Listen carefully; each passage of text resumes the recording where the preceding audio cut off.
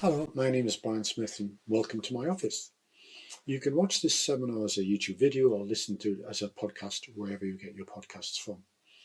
There's also a published article which is a little bit longer and is linked to in the notes.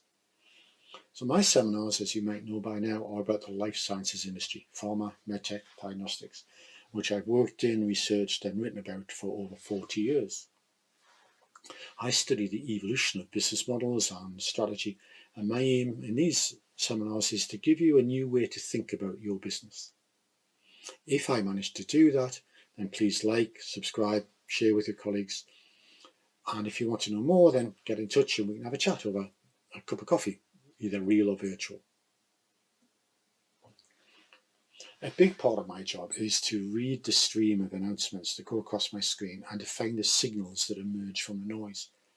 Sometimes I see new signals that add to my research about the evolution of the industry. Other times I see something that reinforces my previous findings. Recently, something Roche said resonated very strongly with my study of the pharmaceutical innovation ecosystem. It's a good illustration of how Darwinian evolution works in our market, so stick with me for a few minutes and I'll explain both concepts and the practical takeaway.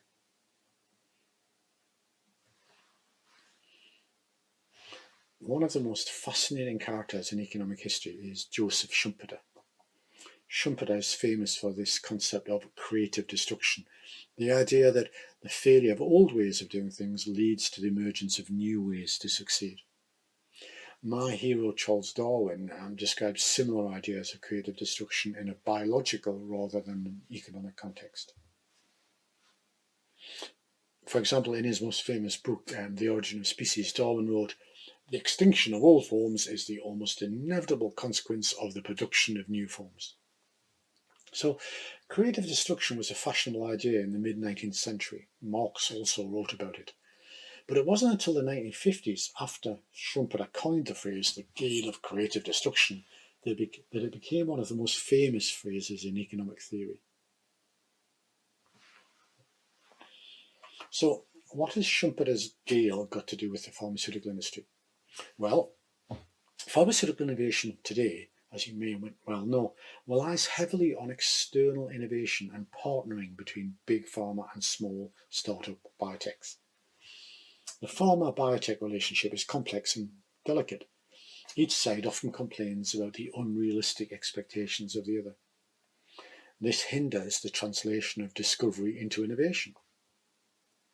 My work suggests that if something were to change so that those misaligned expectations could be better aligned, then it would help pharmaceutical innovation.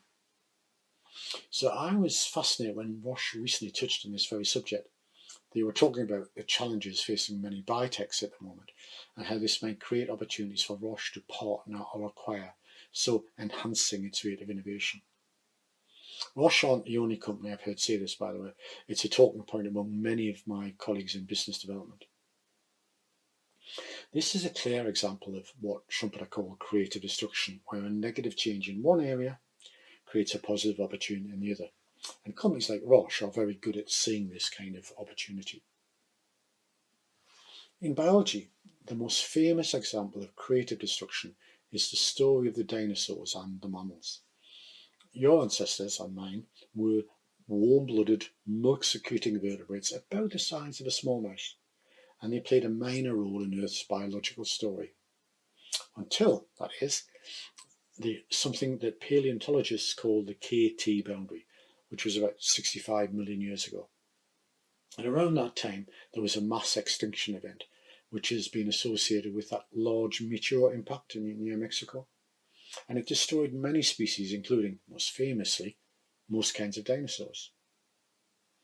It was only after this event that mammals sort of took their chance to spread all over the world and to become the most varied and successful vertebrates on the planet. What they did, of course, was to take advantage of the ecological gaps left by the dinosaurs. So what was a destructive gale for most species was a very constructive one for our ancestors. The parallels are there for pharmaceutical business leaders to draw, even if they are indirect.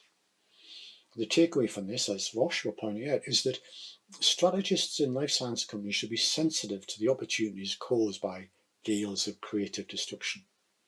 This includes those gales we're seeing buffet the biotechs at the moment, but there are other gales elsewhere in the life sciences system.